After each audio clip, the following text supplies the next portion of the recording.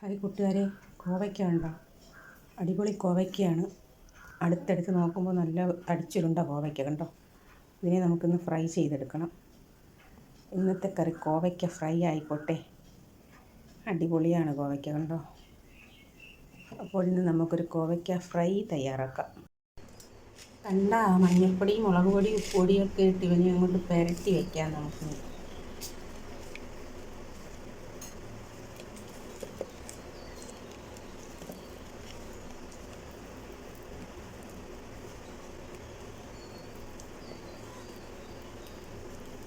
ഒരു അരമണിക്കൂർ ഇവിടെ ഇരുന്ന് അരപ്പൊക്കെ പിടിക്കട്ടെ, പിന്നെ നമുക്ക് ഫ്രൈ ചെയ്തെടുക്കാം.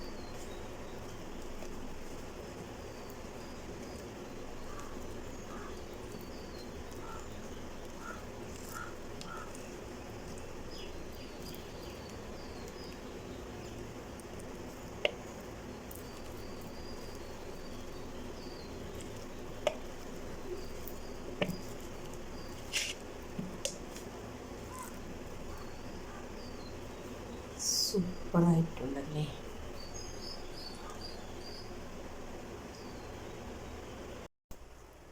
നമ്മുടെ കോവയ്ക്ക പുരട്ടി വെച്ചത് നന്നായി അരപ്പൊക്കെ പിടിച്ചിരിപ്പുണ്ട്. ഇനിയിപ്പോൾ നമ്മൾ പാനിലേക്ക് എണ്ണ ഒഴിച്ചത് വറുത്തെടുക്കാം.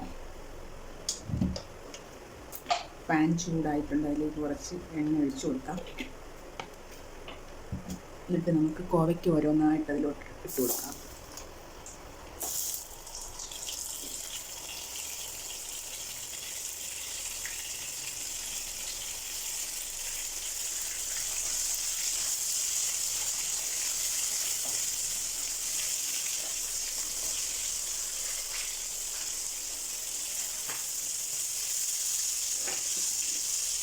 ചെറിയ തീയിൽ വേണം നമ്മളത് വറുത്തെടുക്കാൻ.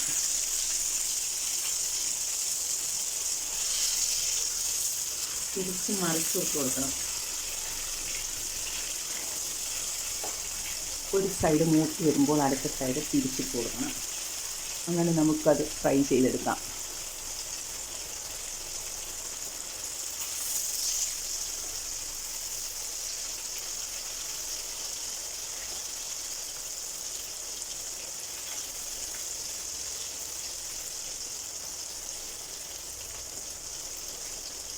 മീൻ ഫ്രൈ ചെയ്തെടുക്കുന്ന പോലെ നമുക്ക് ഇത് ഫ്രൈ ചെയ്തെടുക്കാം.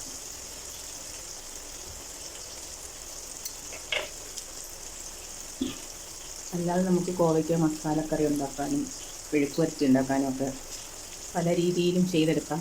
പക്ഷെ ഇങ്ങനെ ഒന്ന് പരീക്ഷിച്ച് നോക്കിയാൽ ഇങ്ങനെ കഴിക്കുന്നത് നല്ല ടേസ്റ്റാണ്. ചോറിനോടൊപ്പം കഴിക്കാൻ നല്ലതാണ്.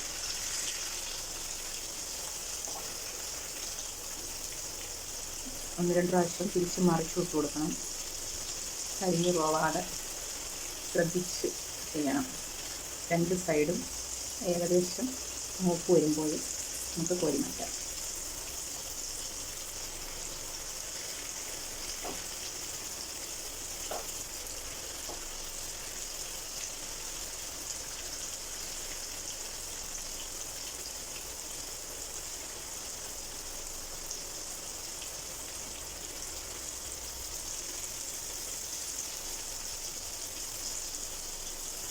ഇതുപോലെ നമുക്ക് കത്തിരിക്ക പൊരിച്ചെടുക്കണം. കത്തിരിക്ക ഇതുപോലെ പൊരിച്ച് എടുത്തോറ് പൊടിച്ചോറൊക്കെ കൊണ്ടുപോകാൻ നല്ലതാണ്. ഇതിൻ്റെ ഉള്ളിത്തിരി കട്ടിയുള്ളത് കൊണ്ട് ഇത്തിരി നേരം ഇങ്ങനെ കിടന്നൊന്ന് വേവണം.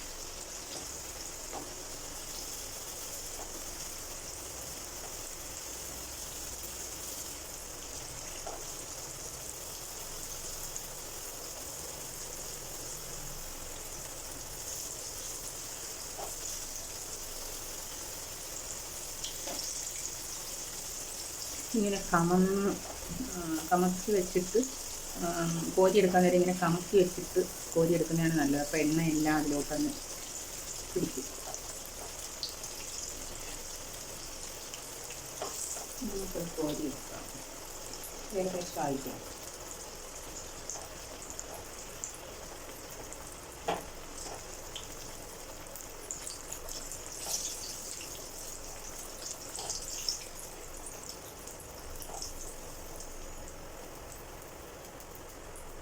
കണ്ടില്ലേ, ഇങ്ങനെ കിട്ടിയിട്ടുണ്ട്. ഇനി അടുത്തത് പെരട്ടിയിട്ട് കൊടുക്കാം.